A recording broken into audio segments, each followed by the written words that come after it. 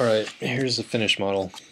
There's a few things I changed after finishing recording the rest of it, so I'll make note of those things right now. Let's see, this back part of the front sight here, that's supposed to be just another ring like this one. In the video I actually make that like sort of a half of a sphere, and it's not supposed to be like that. It's supposed to be just exactly the same as this piece. So remember that when I get to there, and I'll mention it again later. I changed the rear sight around a lot. Let me see, I did that totally wrong the first time. Here we go, that's what it should look like. It's just a extruded circle on top of a few cubes. I also changed this little elevation dial on the side. It's a little different. There's a few different versions of it, so I just picked the one that I liked best. Everything else is pretty much the same as how it was in the video when I recorded this. Oh, I did also add more vertices to the magazine also, just to give it more of a defined curve, and so there's no jagged edges on there.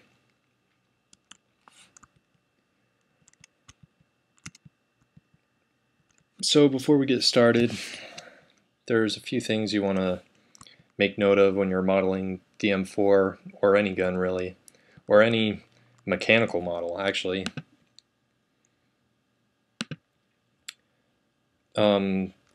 First, you can see there's a straight line all the way through it that it kind of maintains from the barrel along the front grip and through the receiver and all the way to the stock.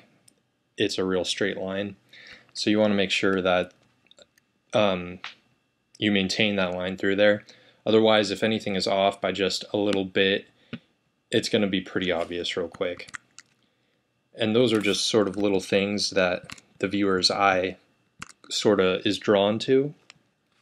And so in order to keep the feeling of realism in the game, you want to make sure that all these details are accounted for.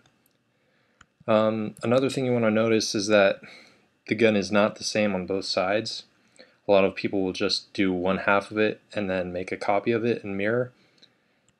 And that is not how a gun is in real life. And so you have to make sure that you model each side independently. And I actually used two separate reference photos, one from the left side and one from the right. The magazine goes all the way up to just below the barrel. That's where the chamber is. So you don't want to make the magazine end right at where visually it seems to stop. It actually goes all the way up in there, and so you want to make it the right length.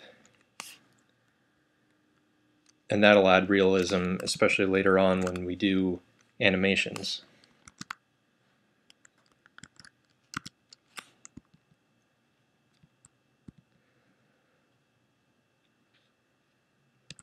Alright, and everything else should be pretty much covered in the video. It took about 2 hours to do this model, and with the video sped up, it should be about 20 minutes. Okay, so when we make this model, and this goes for pretty much any mechanical model, not just for weapons, same for vehicles and buildings and anything really. It really breaks down into basic shapes. This gun in particular is all pretty much just extruded cubes and cylinders. In engineering, we call these shapes primitives, and those are the shapes that you get from the Add Mesh menu. These are all the primitive shapes that you start out with, and then as you add more detail, the gun will come into shape. To show you that, here is just all the primitives that make up the M4, and even just like that, you can make out the shape of the gun.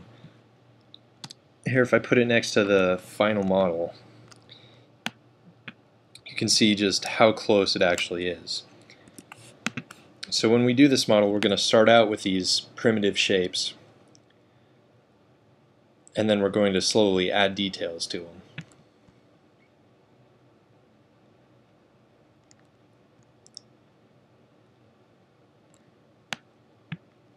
I don't really do this in any particular order, but it always helps to break it down into smaller pieces. So you can see these are all separate objects because I modeled them independently. And that's just to make it easier. And with each of these pieces, I will be starting out with a cube or a cylinder, is pretty much what they all break down into. The only real difficult piece on this gun is this carrying handle here and the rear sight. And that's kind of a more complicated shape, and you'll see I mess up pretty bad on there. But it's nothing too bad. So we start out by loading up the reference photos. I have two of them, but I'll just start with the left side for now. UV mapped it and added a material to a plane, and as you can see there, instead of scaling the plane, I just kept it square and used project from view, and that's just to keep the dimensions right on the gun. So I started out doing the magazine well. I realized that's sort of its own shape next to the rest of the receiver, so I made its own separate cube for that.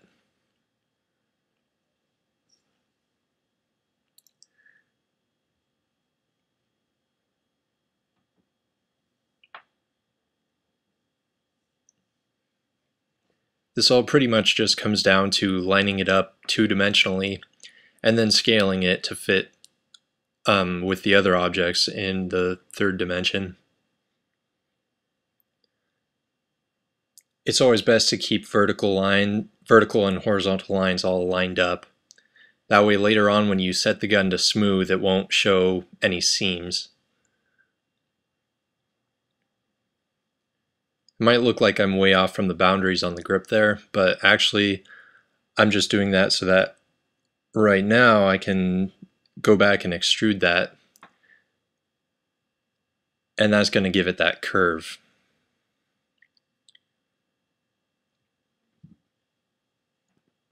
Obviously I'm not going into too much detail here. This really isn't a tutorial designed for beginners. You should probably know at least some Blender beforehand, but what can you do? If you have any problems with this, or you're not sure about a hotkey or something, go ahead and just leave me a comment. Or you could probably search most of it on Google and find an answer there.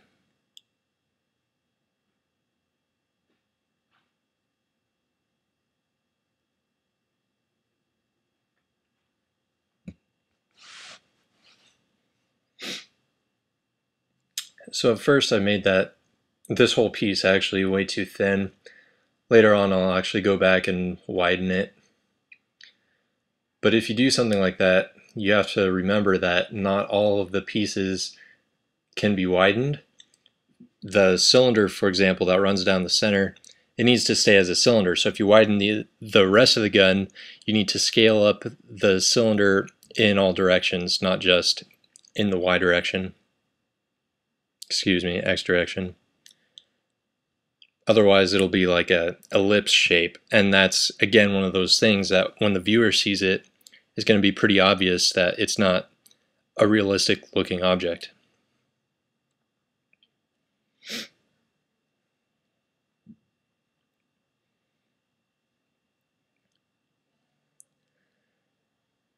Yeah, so you can see I actually hid the cylinder and scaled up the rest of it, and then scaled the cylinder independently.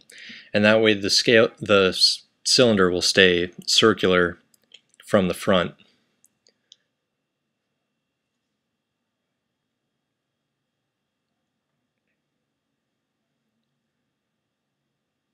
Another thing, it's hard to notice when it's playing in fast forward like this, but I delete all the faces on the inside. Those are interior faces.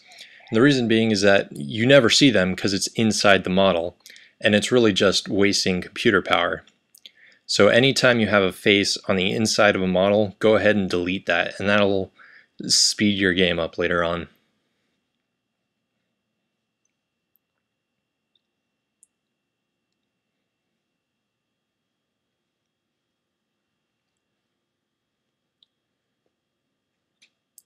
Okay, so now I load up the other reference photo from the right hand side, and just flip the model around. And this is where some of the differences in the two sides come up. So see this little cube on the side, I thought it went through both sides, but it turns out it didn't, so quick fix. And then I just extrude this part in to make the chamber.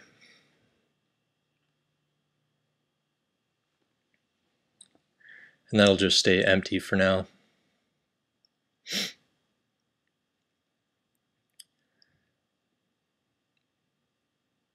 This little piece, I'm not sure what it's called, but it's to deflect the ejected shells from so they don't fly back at the user. And that's just sort of a triangular shape there.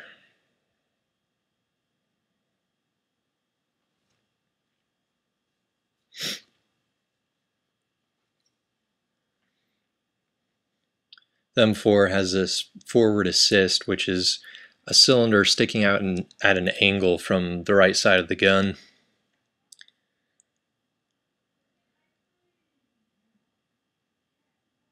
So just rotate that sideways.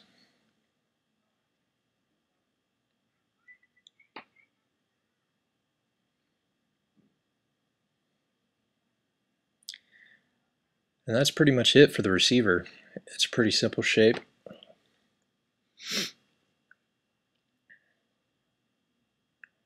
Oh, that's right. The little magazine eject button.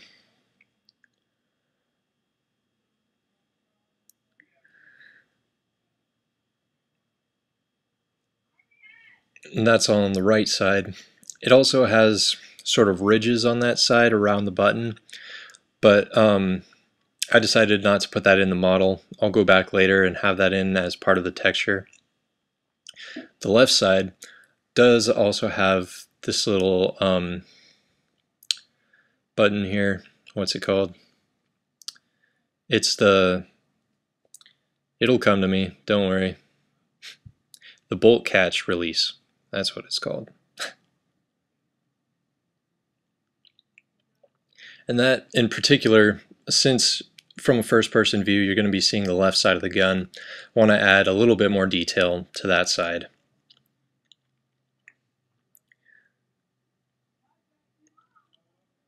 Okay, the stock is really just a cylinder and a cube underneath it. So I start out with the cylinder that makes up the main part of it. And this little piece down here is just part of how you adjust the stock, because it extends and retracts, and that piece acts like a lever that allows you to pull out the mechanism and slide it back and forth.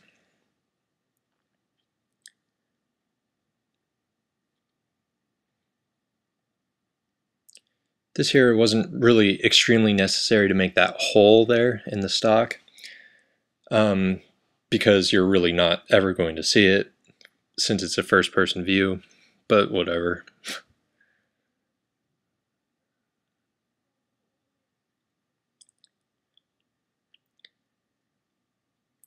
If you decide to go back in and add like a rifle butt or something instead of a knife, then you're covered.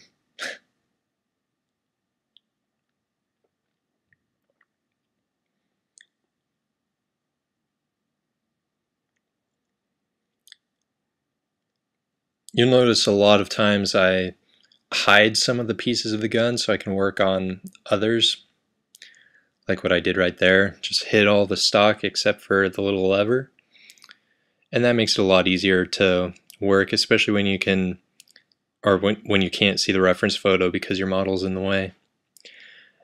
And I moved it backwards a little. You don't have to follow the reference photo exactly. I moved mine back to an extended position. Now the barrel, it's not necessary to make it go all the way back into the gun, but it doesn't add any extra polys or anything, so I went ahead and did that.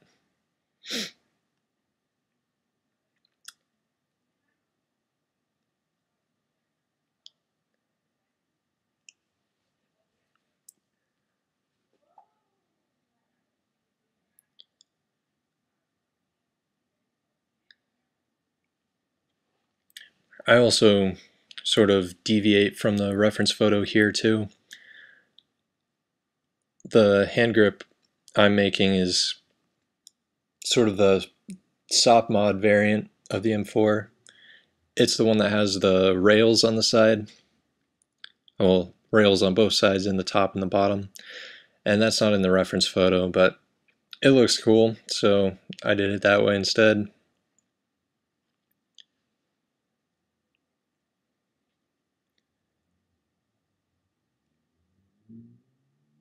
Here's a little handy trick I'll point out for you guys.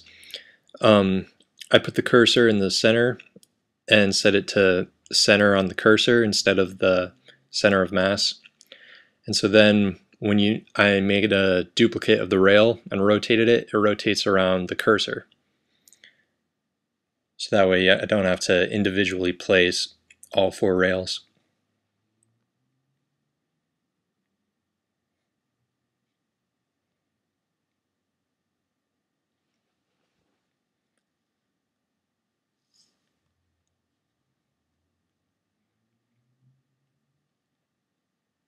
Like I said before, the magazine should go all the way up to just underneath the chamber.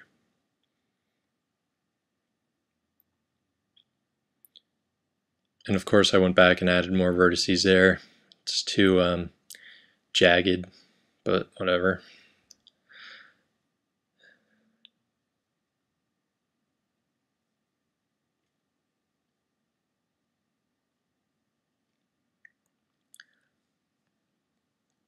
I went all out on this magazine, added shells and everything. That's absolutely not necessary. If you're really going to see inside there during a reload animation or something, you can just add it in as a texture and no one's really going to notice. But I put it in as part of the actual model for no particular reason.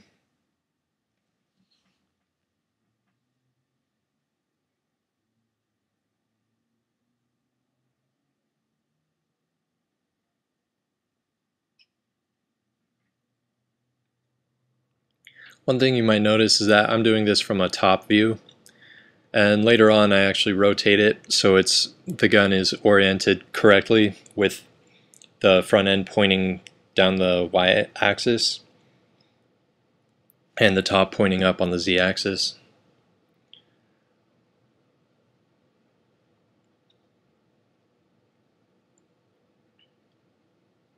Front sight is sort of difficult. It's sort of this bridge shape with thinner cubes on the inside, and then the sight itself up on top I do totally separately.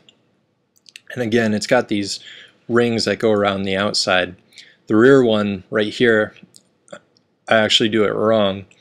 I pointed out in the beginning it's actually supposed to be another ring like the front one. But what can you do?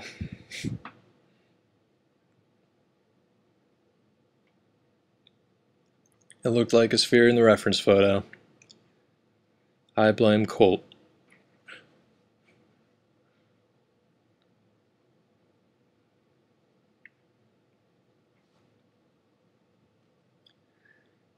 And again, make sure you delete all the interior faces.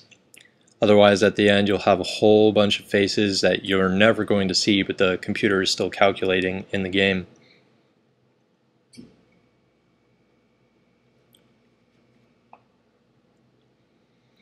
This might look like it's cheating. I'm only extending the outside vertices and making faces where there really shouldn't be faces, but no one will know. It saves polygons, which means better game performance.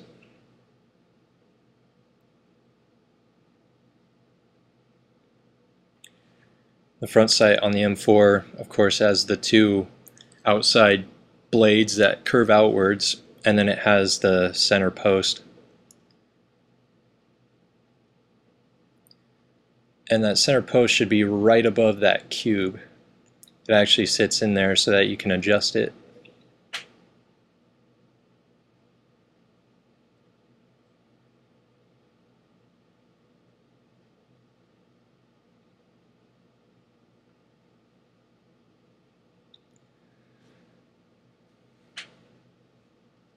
And here we go with the most complicated piece on this gun, the carrying handle.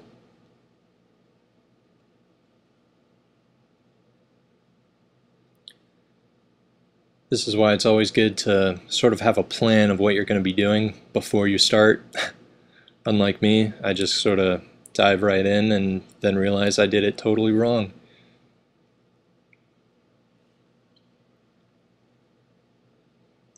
When you're doing low poly models for a game like this, it's always going to be a trade-off between more polys, which will be a better looking model, but ultimately it'll run slower in the game. And then of course you have to make up with that with your textures.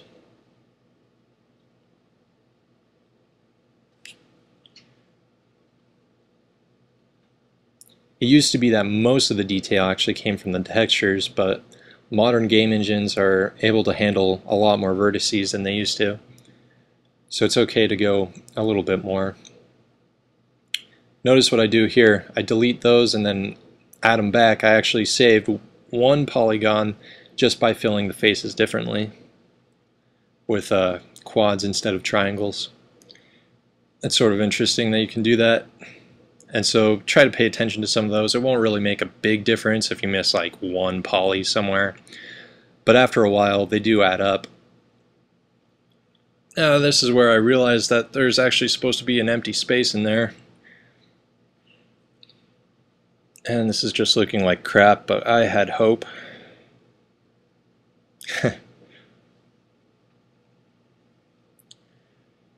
See, there's a gap there in the reference photo, and it led me to a weak moment.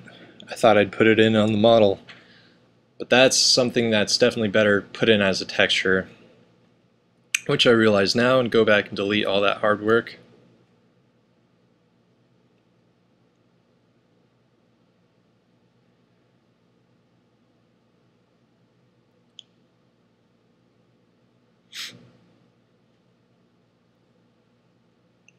Instead I'll actually do an extrusion for the empty space.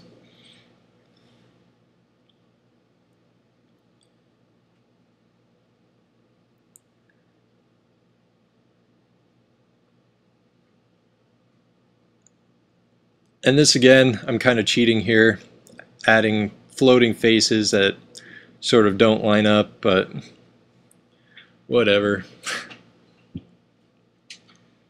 I won't tell if you don't.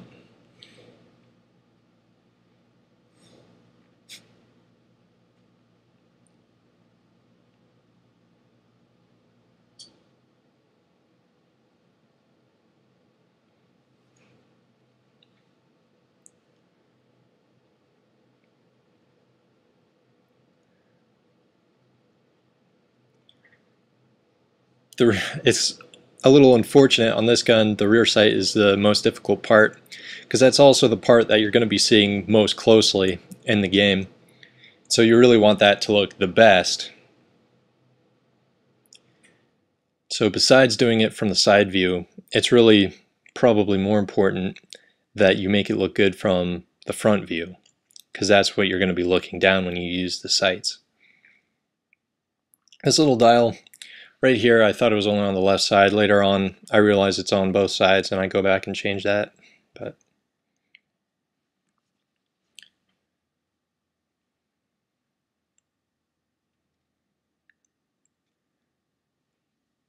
that's just a screw to hold the rear sight in place. And then we'll pull up the other reference photo again to see the carrying handle from the left side. And yep, that dial, which adjusts for wind, I believe, actually goes all the way through. So I'll scale that a little bit and make it a single cylinder. But of course now I have interior faces on that cylinder. So again, you always need to go back and delete those.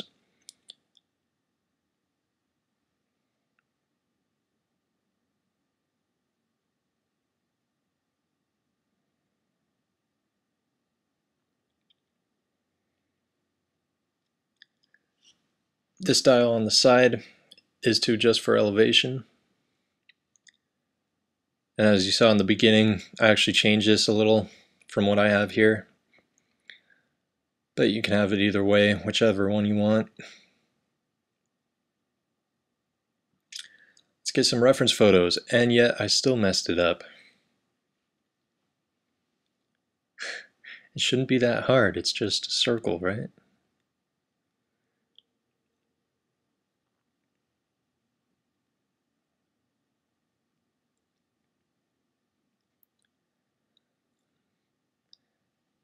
It's really important that the center of that circle is exactly at the tip of that front sight post.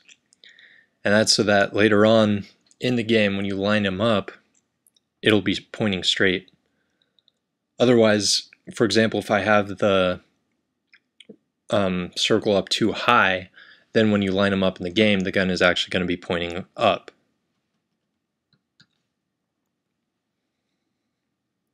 And so if you do it from an orthographic view, you can make sure that it's accurate. It's more difficult to do it from a perspective view.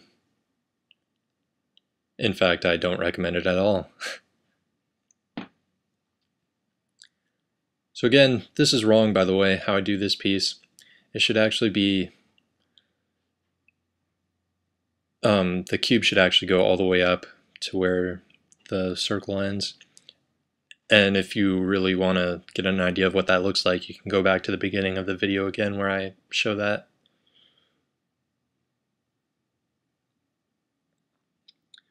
But that's good enough for now. There's the carrying handle and rear sight.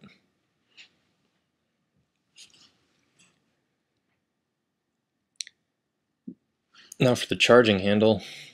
The M4 and M16, that whole family of guns are kind of unique in that the charging handle is on the back and it sort of slides backwards. On most guns it's on one of the two sides.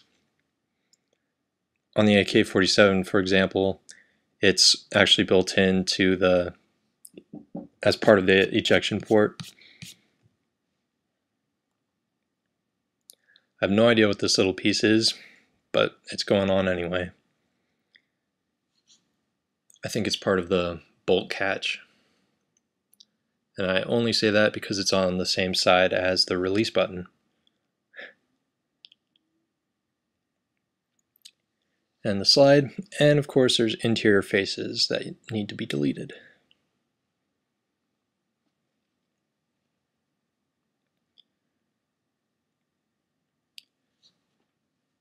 So I kind of have an idea of what the dust cover looks like on the side of the gun, but I wasn't quite as sure about the actual piece that slides back. It's actually real simple. You could probably just make it a single plane. I make it, I think, 3 here. Yeah, 3 faces. And all the other details are just going to be going in on the texture. So this just all slides back as a single piece.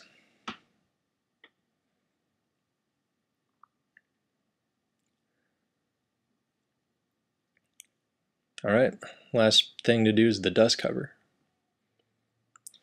The dust cover is just a little door on a spring. You can see I put the object center at the bottom of the door so that it'll just make it easier to rotate around.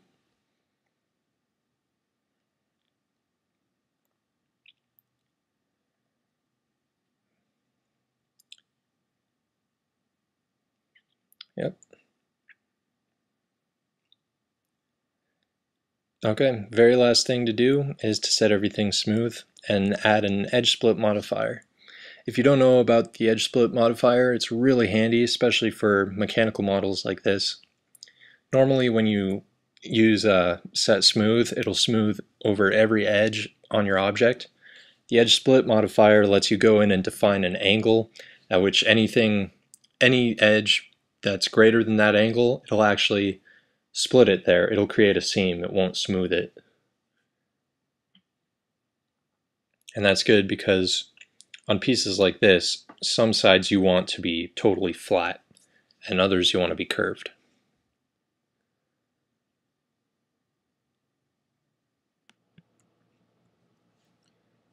Okay, so here's the finished model one more time. Again, made changes to the front sight and the rear sight.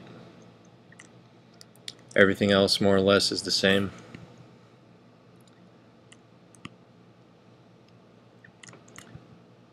Now, of course, the final test to make sure everything looks right is to add a camera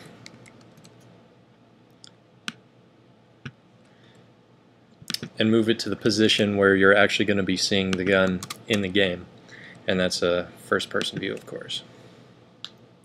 So if you see anything looks out of place, or you want to go back and change something or add more detail, you got to do that now, because if you just keep going with it, it's just going to get worse. So fix any problems you have as soon as possible. And of course, one of the most important things here is that the sight picture looks right. So if we go ahead and line that up and zoom it in a little, that's what your sight picture is going to look like in the game. So make sure that looks good too. And that should also look right from an orthographic perspective.